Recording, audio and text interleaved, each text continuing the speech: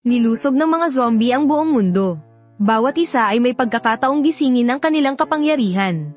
At nang tanggihan ko ang kapangyarihan ng apoy para piliin ang pagiging isang Daoist, pinalayas ako ng guro ko sa eskwelahan. Iniwas at nilayuan ako ng mga kaklase ko. Kahit ang nobya ko, sobrang nadismaya kaya nakipaghiwalay siya sa akin.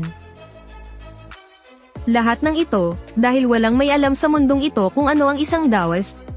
Ang akala ng lahat, kapangyarihan ng apoy lang ang tanging makakatalo sa mga zombie. Pero nang magpakawala ako ng kidlat sa kaliwang kamay ko, at humawak ng espadang gawa sa pitchwood sa kanang kamay. At mag-isang pinulbos ang 10,000 zombie.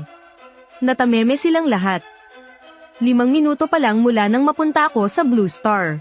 Sa harapan ko ngayon, may lumulutang na 3 bowl ang gawa sa liwanag. Siksikan sa ibaba ng entablado.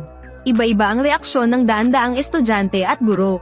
May namamangha, at may naiinggit, habang litong-lito pa rin ako sa mga nangyayari.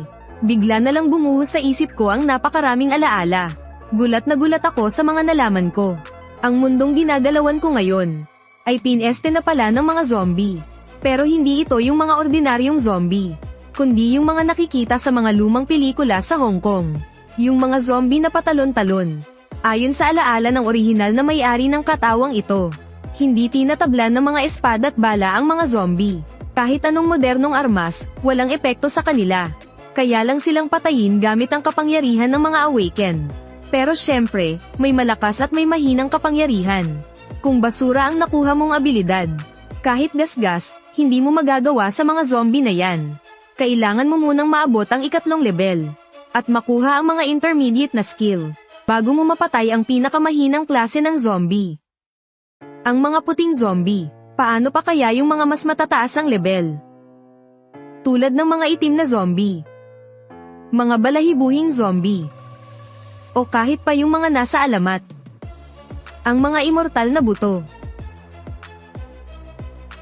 Kaya naman, yung mga nakakuha ng magagandang kapangyarihan, tulad ng elemento ng apoy, ang pinsala laban sa mga zombie, ay halos ilang beses ang tindi kumpara sa ibang mga talent skill. O kahit ilang dosenang beses pa. At ako naman ngayon, ay nasa mismong sandali ng pagpili ng talent ko. Ang mas hindi ko inaasahan. Sa 3 talent na nasa harap ko, mayroong isang fire type, kaya pala ang mga estudyante sa ibaba ng entablado, ay halos gusto akong kainin ng buhay sa mga tingin nila. Natauhan ako, at may ding sinuri ang 3 talent na nasa harap ko. Bukod sa fire type, ang isa ay support type talent, at ang isa naman ay Daoist talent. Teka lang. Saglit na napigil ang paghinga ko. Sa mundong ito, walang ni sino man ang may alam tungkol sa mga Daoist. Wala silang ideya kung ano iyon. Lalo namang hindi nila alam na ang mga Daoist ang pinakamalupit na kalaban ng mga masasamang espiritu. Pero iba ako, na naglakbay lang mula sa kabilang mundo. Tanging ako lang ang nakakaalam na ang Daoist talent ay mismong nakatadhana para pumatay ng mga zombie, habang ang mga tao naman sa ibaba ng awakening stage, nang makitang hindi ako gumagalaw, ay nagsimulang magbulungan. Akala yata nila, dahil nakuha ko ang fire type, na may sobrang liit na tsansang makuha, ay masyado akong natuwa, nawala sa sarili. At hindi agad makapili, tumikim ng bahagya ang instructor na si Joe Jiaming, na may labis na pananabik sa kanyang mga mata. Ano pa ba ang pinag-iisipan mo? Hindi ba tinuruan ko na kayo, na kapag nakita nyo ang fire type talent, piliin agad. Basta't pinili mo ang fire type talent, mag-aagawan ng 4 na malalaking akademya para sa'yo. Pagdating ng panahon, ikaw ang magiging pinakamalakas na sandata ng sangkatauhan laban sa mga zombie. Kaya ngayon, gawin mo na ang pinakatamang desisyon. Natauhan ako, tumango ako kay Joe Jiaming. Guro. Naiintindihan ko po. Ngumiti ng malapad si Joe Jiaming sa akin dahil sa labis na tuwa. Sobrang saya niya ngayon, halos hindi na siya mapakali. Sa buong lungsod, 2 tao lang ang nakakuha ng fire talent. At ang isa rito ay ang mismong estudyante niya. Pagkatapos ng araw na ito, siya, si Joe Jiaming, na ang magiging pinakasikat na guro sa buong lungsod. Tiyak na madodoble o tataas pa ng 3 beses ang bonus niya bago matapos ang taon. At baka ma-promote pa nga siya bilang vice principal. Nang makita niyang iniunat ko ang kamay ko para piliin ang aking talent, Biglang nagningning ang mga mata ni Zhou Jiaming. At lalong lumapad ang ngiti sa kanyang mukha. Pero sa sumunod na segundo, biglang napawi at nanigas ang ngiti niya. Dahil lang, hindi ko pinili ang fire talent. Sa halip, pinili ko ang katabi nitong Daoist talent. Ang mga guro at estudyanteng nagsisiksikan sa ibaba ng awakening stage ay bigla ring nanigas sa kanilang kinatatayuan. Nakanganga, at hindi makapaniwalang nakatingin sa akin. Pagkalipas ng isang segundo, biglang nagkagulo sa buong paligid. Ano? Si Li Chen. Binaliwala niya ang fire talent. At pinili niya pa yung Daoist talent na yan na hindi ko pa naririnig sa tanang buhay ko. Ha ha ha. Lap trip, mamatay-matay ako sa kakatawa. Baka naman nanggatag lang ang kamay ng makong na yan kaya namali ng pindot. Paniguradong gusto na niyang magpalamon sa lupa sa sobrang pagsisisi ngayon. Halinhina ng malalakas na tawanan at pangungutya mula sa mga tao sa ibaba. Nagngangalit ang mga ngipin ng gurong si Zhou Jiaming. Li Chen, ano ba talagang tumatakbo sa isip mo? Nandyan na yung napakagandang fire talent, binaliwala mo pa. At pinili mo yang Daoist. Pangalan pa lang, halatang walang kwentang support class lang yan. Alam mo ba kung gaano kabihira at kahalaga ang fire talent? Sinasayang mo ang isang napakagandang biyaya. Pero hindi man lang ako natinag sa mga tingin niyang parang gusto na akong katayin ng buhay. Sa halip, nanatiling kalmado ang mukha ko. Guro. Tingin ko po, mas mapapakinabangan ang Daoist talent kaysa sa fire talent. Ikaw ba ang guro dito, o ako?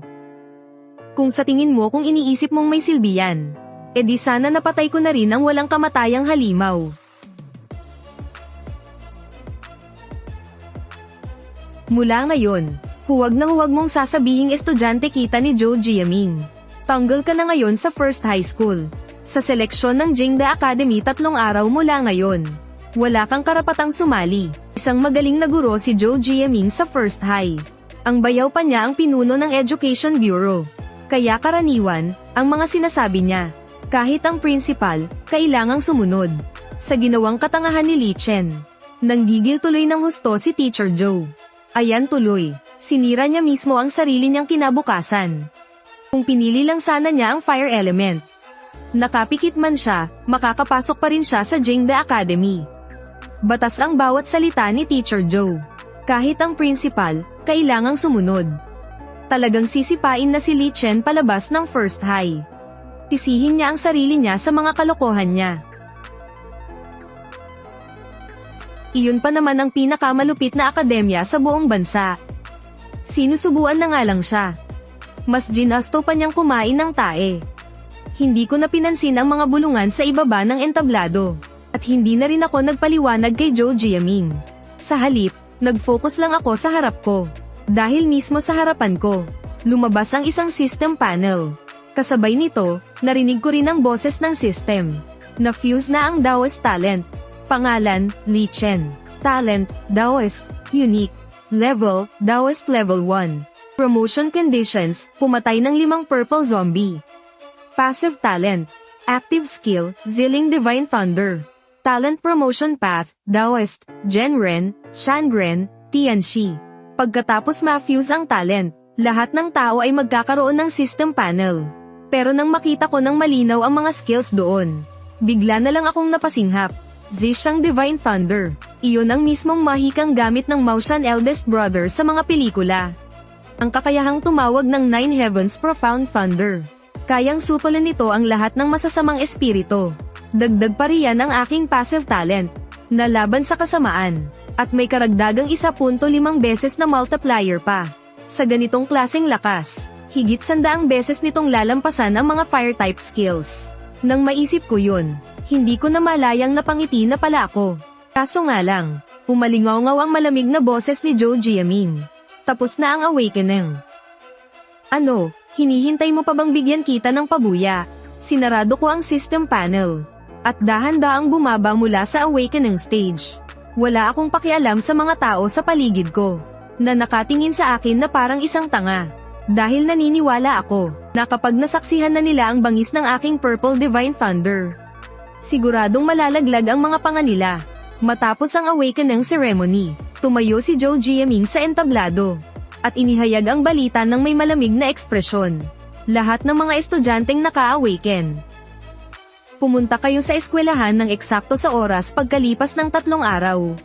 Para sumali sa selection trials.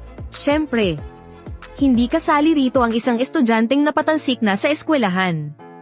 Kung sino man siya, hindi ko nasasabihin ng diretsahan. Alam ng lahat na ang taong tinutukoy niya ay walang iba kundi ako.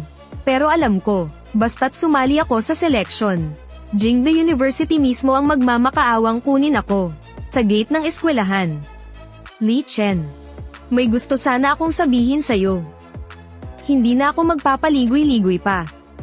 Sabi nga nila, hindi kailanman magpapangabot ang langit at lupa. Kukunin na ako ng Jingda Academy, habang ikaw pumili ka lang ng isang walang kwentang talent. Hindi mo na ako kayang sabayan. Kaya ang kasunduan sa kasal ng ating mga pamilya, ay hindi na rin kailangan pang ituloy. Si Shen Yui nga ang mismong naka-awaken ng fire-type talent sa buong syudad. Ang isa pa sa aming dalawa, ay siguradong makakapasok sa Jingda. Siya rin ang nag-iisang anak na babae ng pamilya Shen, ang pinakamayaman sa lungsod. Dati, palagi kaming magkasama. At kinaiinggitan ng buong school dahil kami raw ang perpektong magkasintahan. Pero ngayon, dahil lang hindi ko pinili ang fire element na talent, gusto nang bawiin ni Shen Yue ang engagement namin. Nang marinig ko yun, kalmado akong nagsalita, kahit hindi ko pinili ang fire element na talent, makakapasok pa rin ako sa Jingda Academy. Sa sinabi kong iyon, isang talent na ngayon ko lang narinig. Tingin mo ba mas malakas ang skills niyan kaysa sa fire element? Nakakalimutan mo na atang na-expel ka na mula sa first high school, di ba? Baka nga wala ka na ring karapatang sumali sa selection test. Paano mo malalaman ang resulta kung hindi mo susubukan? Akala mo ba mababawi mo ang pride mo sa puro kayabangan lang? Sa tuwing nakikita kita, na ganyang nagmamarunong at napakayabang, mas lalo lang pinapatunayan na wala kang kwenta. Kaya ang kanselahin ang engagement natin ang pinakatamang desisyong ginawa ko. Pagkasabi on, umalis si Shen Yue nang hindi man lang lumilingon pabalik. Shen Yue, sana pagkatapos ng araw bukas, makuha mo pa ring magyabang ng ganyan. Kinabukasan, pagdating ko sa school, sa field, daan-daang estudyante ang nakapaligid sa dalawang malalaking holang bakal, nagtuturuan at nagbubulungan. At sa loob ng hawla, tumambad ang isang mababang uring purple zombie. Nakakatakot ang itsura nito ngayon. Parang gustong man-iron ng hawla at lumamon ng tao. Pero sa tuwing inilalabas nito ang mga kamay nitong may mahahabang kuko, umiilaw ang mga talisman na nakadikit sa holang bakal. Para itaboy pabalik ang zombie. Laking gulat ng lahat nang makita nila ako. Nagsimula silang magbulungan. Lumapit pa sa akin si Zhou Jiaming. At masungit na nagsalita, Li Chen, na-expel ka na sa school. Kaya ano pang ginagawa mo rito? Kahit natanggalin pa ako sa eskwelahan, 3 araw pa bago matapos ang proseso niyan. Kaya ngayon, estudyante pa rin ako ng first high. At may karapatan pa rin akong sumali sa selection. Kahit makasali ka pa, ano naman? Sa basurang talentong meron ka, gaano ba kalakas ang kaya mong ibuga? Panigurado, hindi mo man lang magagasgasan ang purple zombie na yan. Dahil gustong-gusto mong ipahiya ang sarili mo sa buong campus. E di hindi na kita pipigilan. Pagkasabi nito, basta na lang siyang naglakad palayo. Isang lalaking nakaitim na uniforme ang naglakad papasok sa karamihan. Siya si Lin Zhengnan, ang in-charge sa selection ng Jingda. Nagsalita siya gamit ang seryoso at malalim na boses. Simulan na ang Jingda selection. Isa-isa kayong aatake at gagamit ng skills sa zombing nasa kulungan. Ibabase namin ang rank nyo sa damage na magagawa nyo.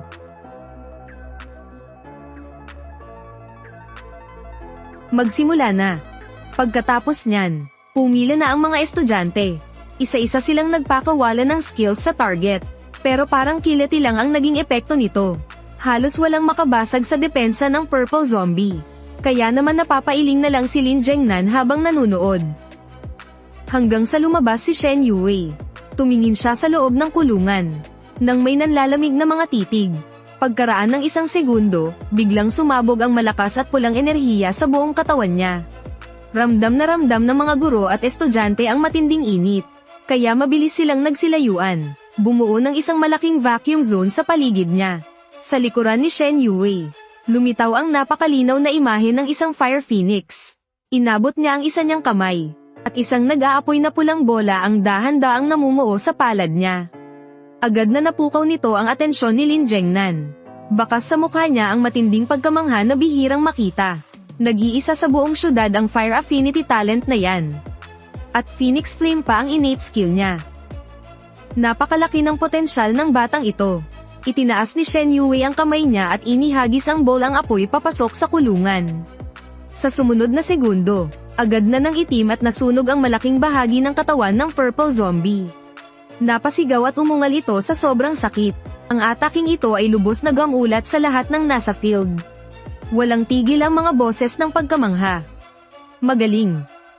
Napakalakas ng iyong Phoenix Flame skill. Nararapat lang itong bigyan ng S-rank na marka. Pasok ka na agad sa akademya ng Jingda nang walang exam. Tinatanggap mo ba? Muling sumabog ang sigawan ng mga tao. S-rank na marka. Pasok agad sa Jingda nang walang exam. Ang galing talaga ni Shen Yue. Taas noong nakatayo ang guro ni Shen Yue. Habang pinapanood naman ito ni Shen Jiaming, namamatay siya sa inggit, ay halong galit siyang. Nagngangalit ang mga ngiping tumingin sa direksyon ko. Sana ay kaya rin niyang maging tulad ng girong iyon. Nataas noong tinatamasa ang paghanga ng lahat. Li Chen. Siguro naman malinaw na sayo kung gaano kalaki ang agwat nating dalawa, di ba? S-rank, makapasok sa akademya ng Jingda nang walang exam. Harapin mo ang totoo. Ito ang mga bagay na kahit ibigay mo pa ang buong buhay mo, hinding-hindi mo maabot. Pero para sa akin, napakadali lang nito. Bibigyan kita ng payo. Huwag ka na lang magpahiya ng sarili mo rito. Itira mo na lang yang natitira mong dignidad. Pagkasabi nito, umalis siya nang hindi man lang lumilingon. Pero hindi man lang nagbago ang ekspresyon ko. Tahimik lang akong pumila at naghintay. Maya-maya pa, tinawag na ang pangalan ko. Huminga ako ng malalim. Kalmado at seryoso akong naglakad papunta sa harap ng kulungang bakal. Kapag malapitan lang talaga, mas ramdam mo ang nakakakilabot na aura ng halimaw na iyon. Pero wala akong naramdamang takot kahit kaunti. Sa totoo lang na-excite pa nga ako. Sa wakas, masusubukan ko na rin ang lakas ng skill ko. Tumingin sa akin si Lin Zhengnan, na may halong pagdududa at pagtataka sa kanyang mga mata. Malinaw na narinig na niya, na may isang estudyante sa first high na isinuko ang fire talent. At sa halip ay pinili ang isang hindi kilalang Daoist talent. Noong una, akala niya kaya hindi ko pinili ang fire talent ay dahil takot akong lumaban. Takot sa panganib. Pero ngayon, wala ni Katiting na takot sa mukha ko. Sa halip, bakas sa mga mata ko ang matinding pananabik. Tumayo ako sa harap ng holang bakal. Huminga ng malalim. Pagkatapos ay mabilis na nag-hand signs ang dalawa kong kamay. Habang may binubulong na orasayon. Nagtaka naman si Lin Zhengnan. Wala siyang ideya kung ano ba talaga ang ginagawa ko. Samantala, si Zhou Jiaming na nasa tabi, ay mapang-asar na nagsalita. Li Chen, akala mo ba sa mga pagpapanggap mong yan, maibabalik mo pa ang dangal mo? Kung sana naniwala ka sa akin noon at pinili ang fire talent, edi sana hindi humantong sa ganito ang lahat, di ba? Ginasto mo yan eh. Kasalanan mo yan. Kahit na hindi nagsasalita si Shen Yue, mas lalo namang tumindi ang pandidiri sa kanyang mukha. Pero wala akong pakialam sa kanila. Pabulong akong umusal. Langit ang aking saksi. Dinggin ang aking utos. Kulog ng kalangitan, pasukuin ang lahat ng kapangyarihan. Wasakin ang mga demonyo. Puksain ang kasamaan. Banal na kidlat na lila. Bumagsak ka. Nanlaki ang mga mata ng lahat at napatingala sa kalangitan.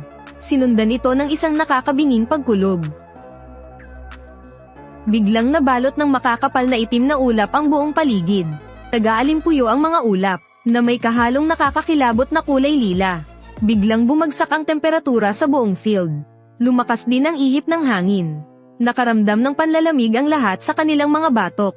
At wala sa sariling napatingin sa langit. Anong nangyayari? Kanina lang ang aliwalas ng langit Bakit biglang dumilim? Nanliit ang mga pupil ni Lin Zhengnan. Nakatitig siyang mabuti sa nag-aalab na lilang ulap sa itaas. Pahigit 10 taon na siyang opisyal na tagasuri ng Jingda. Pero ngayon lang siya nakakita ng ganitong kababalaghan. Walang ano-ano'y, mula sa mismong gitna ng lilang ulap. Isang lilang kidlat na kasinlaki ng timba. Ang walang awang bumagsak, kasabay ng nakakabinging kulog. Nayanig ng matindi ang lupa sa buong palaruan. Walang palyang tumama ang lilang kidlat. At sapul na sapul ang lilang zombie sa loob ng bakal na hawla. Isang nakagigimbal na tili ang umalingaw-ngaw. Habang ang buong katawan nito ay agad na binalot ng kuryente. Nang itim at nasunog ang balat nito. At nagkadurog-durog ang laman. Paglipas ng lilang kidlat, nanigas na bumagsak sa lupa ang lilang zombie. At patuloy na naglalagutukan ang mga kislap ng kuryente sa katawan nito.